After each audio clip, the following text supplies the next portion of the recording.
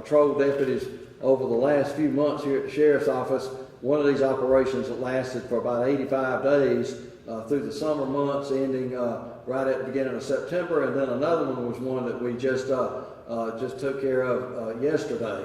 So, but before we get started, I just want to thank y'all. I want to thank all of these investigators, members of the patrol, the gang unit, fugitive task force. All of these members of the Sheriff's Office have been out working diligently over the last few weeks or last few months to make a difference in the crime situation in Macon, Bibb County. There's people that always ask, what are we doing about crime? What are we doing to address these violent offenders? What are we doing to address these violent incidents in town? So a few months ago, the patrol and investigation got together to develop a plan and to develop a operation or detail to address some of this. And so the first one we're going to talk about is called Operation Four Corners. Obviously, the four corners of our community, the four corners of our county, this operation touched on all facets and all parts of Macon Bibb. So we'll talk about that, the first one.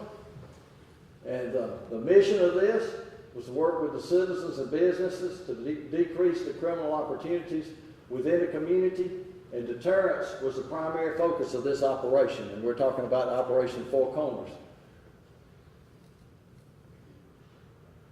Deterrence was the primary focus of this operation, implementing a crime prevention mechanism which conveys accountability and proactive policing with street-level apprehensions, and together with problem-oriented policing and predictive policing. So using crime stats, using some of the crime issues that we've had, some of the complaints that we have received from the citizens, that's where the focus of this Four Corners operation put itself during this time. There are 473 individuals arrested. 473 individuals arrested with nearly 700 different charges across those 473 individuals. And there were 362 felony charges. 362 felony charges out of those over 400, almost 500 people arrested. Now, when we look at what effect this had on our crime stats and on particular crime stats, we will see that it was a 4% reduction in aggravated assaults, in total aggravated assaults. There was a 53% reduction in houses being shot up, as we say, or a 53% reduction in that. There was also a 68% reduction in commercial armed robberies. And that's because these officers were out there, they were being seen, they were checking these locations, and so that was a deterrent effect to create that reduction in the armed robberies. And even in our shot spotter program, we saw a decrease in that. You'll see we saw a 39% decrease in the number of shot spotter alerts during this time, and a 24% decrease in the number of rounds fired during this time.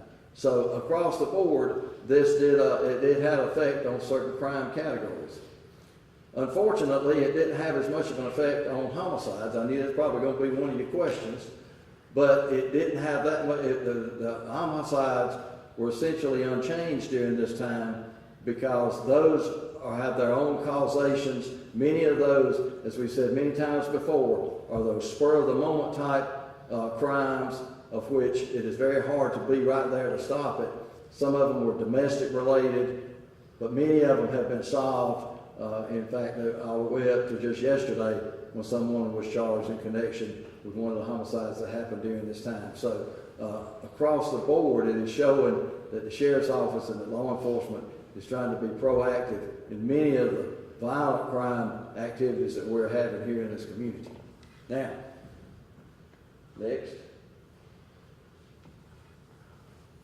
There was a number of folks arrested. There were these convicted felons. How many convicted felons is that? 18? 18 convicted felons. and 22 firearms were recovered from these convicted felons. And so those are the most dangerous of the dangerous. And so that's part of this over 400 people that were arrested. And so I wanted to highlight those individuals on the board here too. Next. Now there's a case in point. Dominic Damon McCrary. Dominic Damon McCrary, 17 years old. 17 years old. On June the 15th, let's see if I can read that. June the 15th, Mr. McCrary was along with an 18-year-old, and he was arrested over on Houston Avenue on June the 15th. Charged with, there was guns seized and drugs. He was charged with possession of a firearm by underage and also some drug cases. So in that case, he was brought to jail because at that time that was a misdemeanor charge. He was allowed to make bond. Well, let's fast forward to 2 weeks later, to June the 30th of 2022, at 3102 Napier Avenue, which is a marathon station, which last year about this time we worked a homicide at that same station, that Mr. McCrary was seen loitering around that particular location, and then he was found to be with another person, and he had a gun then too, and had some drugs. He was once again arrested, this time because he was caught the second time that possession of the firearm became a felony, and he is still in jail. So some of these folks are folks that recycle through the system, but Mr. McCrary kind of stood out because within a month's time, he was arrested twice by the deputies involved in this Four Corners operations. The next one. All right, the next one that we have the board up for is the Operation Red Zone. That was an operation that was put together by Investigator Malcolm Bryant, and it involved, as you see, it involved the FBI, the U.S. Marshals Service, Georgia State Patrol, Department of Community Supervision, the GBI, and the Monroe County Sheriff's Office. This all was conducted yesterday, of which there were these individuals arrested. There were 10 individuals arrested. There were 12 firearms seized in that operation in just one day, and 2 of those firearms had been reported stolen. And so this is the work that these individual officers have been doing in a small team like this. This isn't quite all of them, but it's most all of the ones that have been out there doing this work during these last few months, making a difference, trying to make a deterrence and a reduction in some of this violent incidents that's going on. These operations will continue. These operations will keep on going on in through the holidays, but we just want to kind of give an update on what we have done so far with this particular operation. As you can see before me, there's all types of firearms, handguns, some long guns, even an old shotgun down there, and so we wanted to put the emphasis on the firearms that were seized. This is just a representation of it. There were many more that were seized, but this is just a representation of those firearms that were seized in these operations. So, anybody have any questions?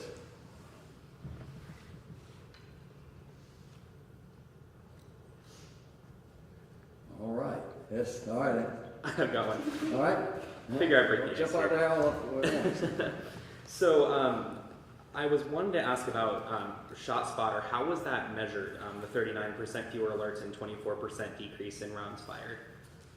That is through the, we get an alert from ShotSpotter. ShotSpotter, every time there is a shot detected, it alerts us that shot has been detected. So as compared to before this operation to after or during the operation, the decrease in notifications, that's how we found out. And that's why you had the decrease in the number. We had the decrease in the number of actual incidents of shooting, plus a decrease in the number of rounds shot.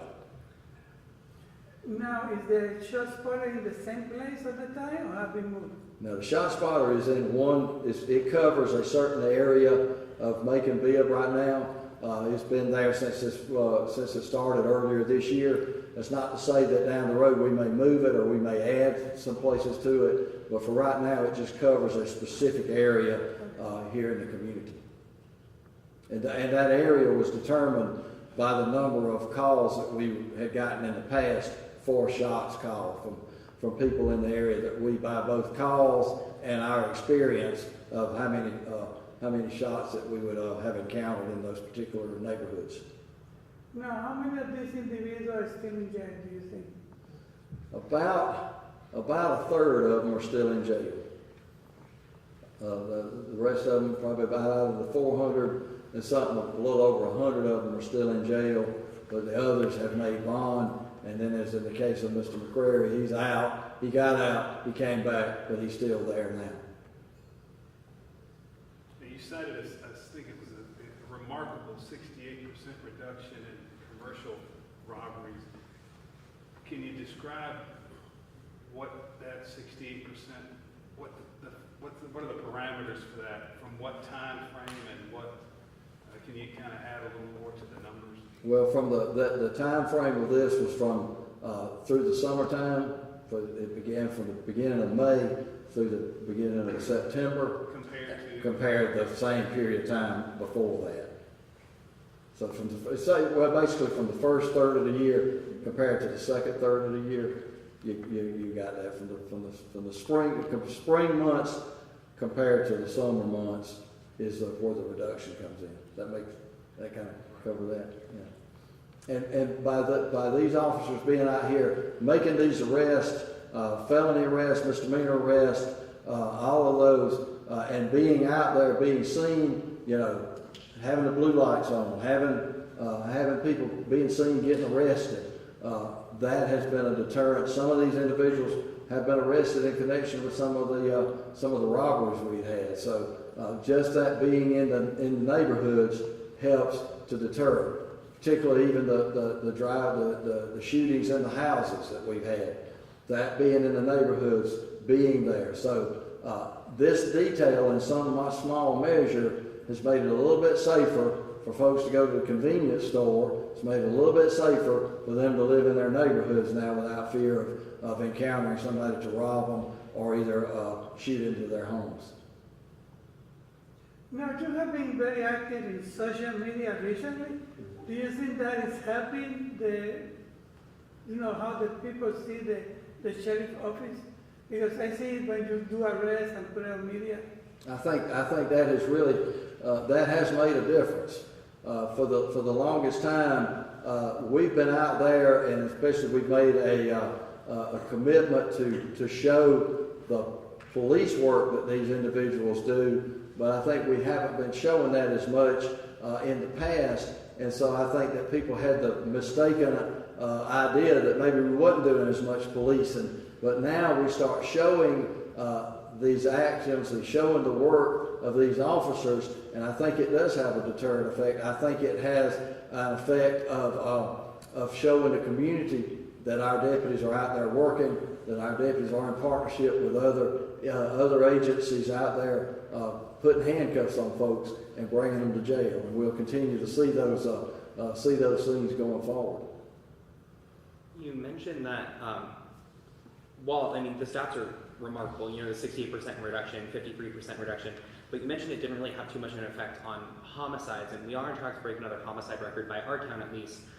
What projects are you guys working on to ensure that number is going to be lowered as well? Well, the thing that we can do the best in the homicide part is arrest those folks that are responsible for it. And I put our investigators and this team's up here, and our investigators and the community alongside any other agency as far as our solve rate and the number of suspects that we're able to develop in these cases. That's the foremost thing that we're tasked with, is to find out who did it and to bring those folks to justice. There's a whole lot of community people that come to the table, that are coming to the table. There are a lot of different initiatives out there. There's many community initiatives. We have the Making Violence Prevention Initiative. We have another Changing Mindsets Initiative that are out there with some ministers. So there's a lot of different community initiatives that are coming to the forefront that are going to make a difference. If you want to plant a tree to harvest 20 years from now, you need to plant it today.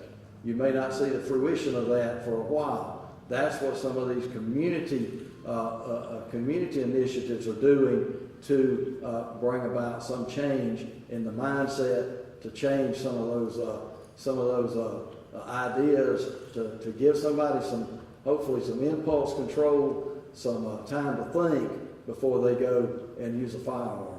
So, but the part about making the arrest and developing suspects, our investigators do a fantastic job of that, along with the help from the community and our friends at Crime Stoppers. Also helps us a lot to get tips and information in.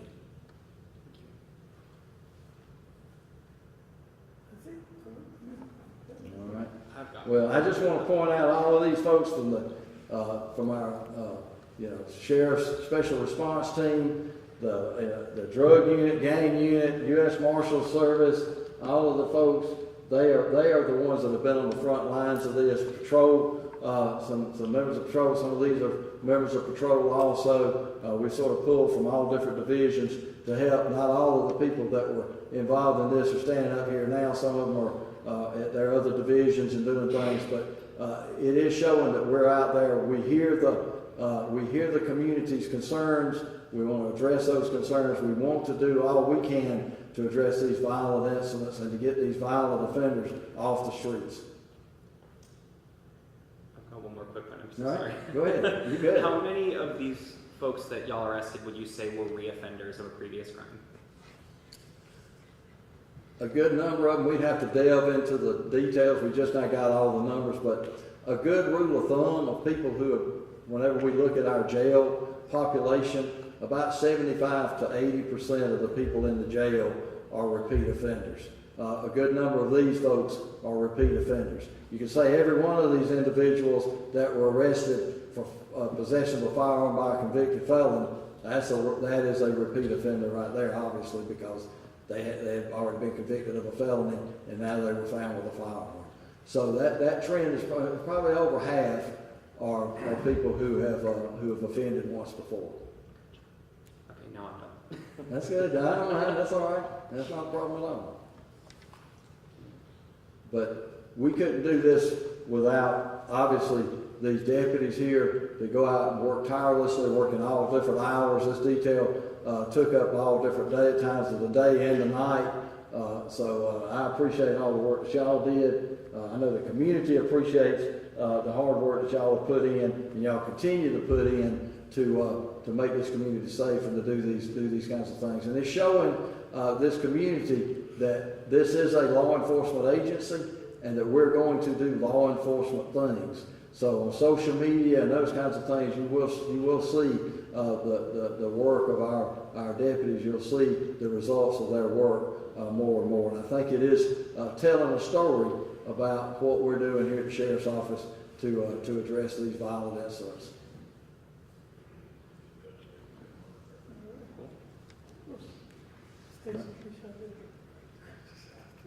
All right. Thank you so much. And we'll send y'all out a summary of all of this. Linda or Sean will want to get y'all that so you'll have it and get a little board there and everything. You read our minds. All right. I was going to get a board. Were the guns part of this one? Some of them, like most of these are already Okay, all right.